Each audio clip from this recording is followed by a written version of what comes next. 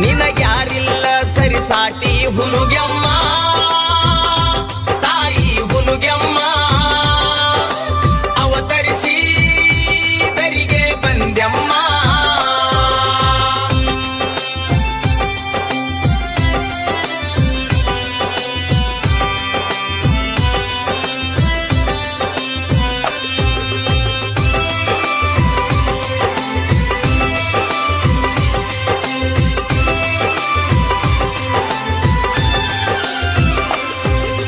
ಧರ್ಮದ ಜ್ಯೋತಿಯ ಆಗಮಕ ಕಾಯತಿತ್ತು ಈ ಭೂಲೋಕ ಮುಕ್ಕೋಟಿ ದೇವರು ಒಂದಾಗಿ ಬಂದಾರ ಕೇಳರಿ ಕೈಲಾಸಕ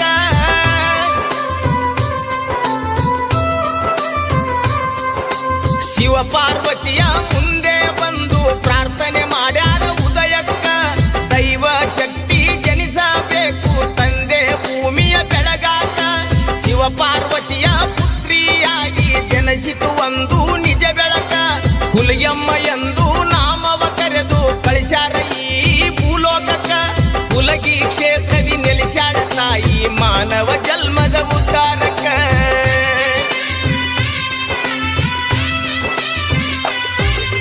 ಸೌದತ್ತಿ ತಾಲೂಕು ಹರ್ಲಾಪುರ ಗ್ರಾಮ ಮುಕ್ತಿ ಮಂದಿರ ಕಲ್ಮೇಶ್ವರ ಹನುಮಂತ ಫಕೀರ ಸ್ವಾಮಿ ನೆಲೆಸ್ಯಾರ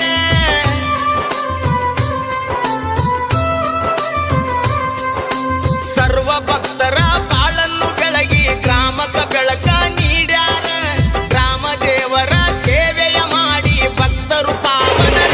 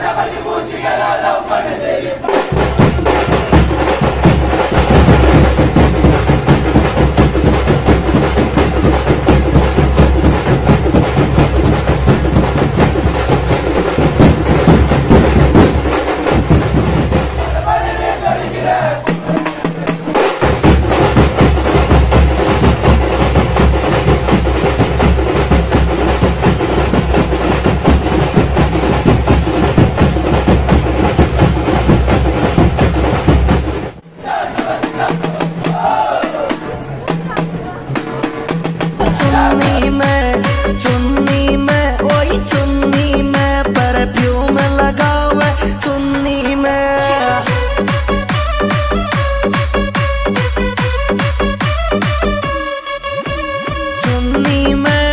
चुन्नी में परफ्यूम लगावे चुन्नी में ओई चुन्नी में परफ्यूम लगावे चुन्नी में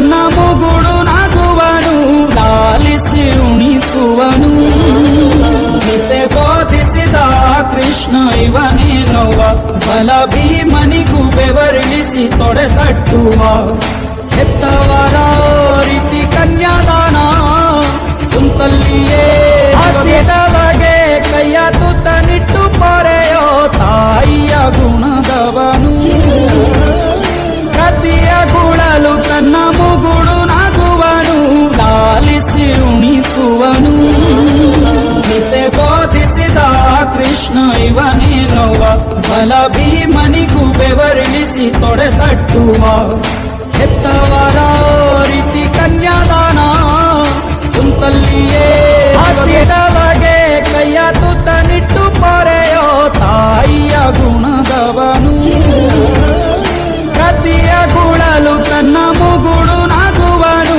ಲಾಲಿಸಿ ಉಣಿಸುವನು ನಿತ್ಯ ಬೋಧಿಸಿದ ಕೃಷ್ಣ ಇವನೇನೋವ ಬಲ ಭೀಮನಿಗೂ ಬೆವರಿಳಿಸಿ ತೊಡೆ ತಟ್ಟುವ ಹೆತ್ತವರ ರೀತಿ ಕನ್ಯಾದಾನ ಕುಂತಲ್ಲಿಯೇ ಹಸಿದವಗೆ ಕೈಯ ತುತ್ತನಿಟ್ಟು ಪೊರೆಯೋ ತಾಯಿಯ ಗುಣದವನು ಕತಿಯ ಗುಳಲು ತನ್ನ ಮುಗುಳು ನಗುವನು ಲಾಲಿಸಿ ಉಣಿಸುವನು नरमन सुमारी लगे मुझ प्यारी नजरिया टेढ़ी मेढ़ी आंख कजरारी कमर बोल चर्र कमर रख चर्र कमर रख चर्र कमर रख चू कमर बोल चर्र कमर रख चर्र कमर रख चर्र कमर रख चू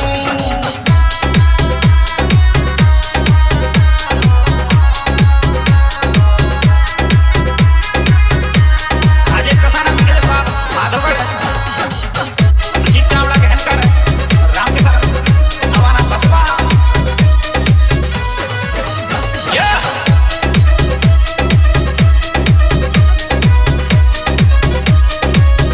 एक काल बने रसगुल्ला और चौवन तेरो उसकी याद करूं मैं तो को वो दिन भर आवे हिचकी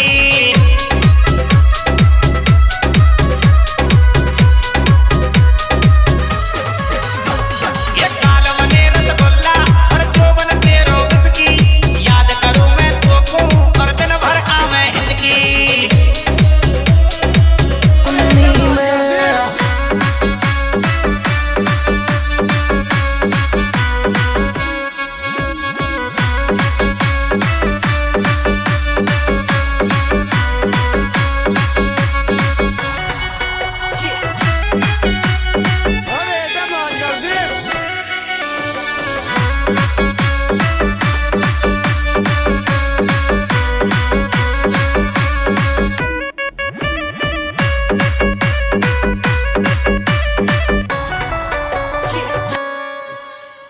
ये धीरे धीरे नाच छोरी डीजे को तोड़ेगी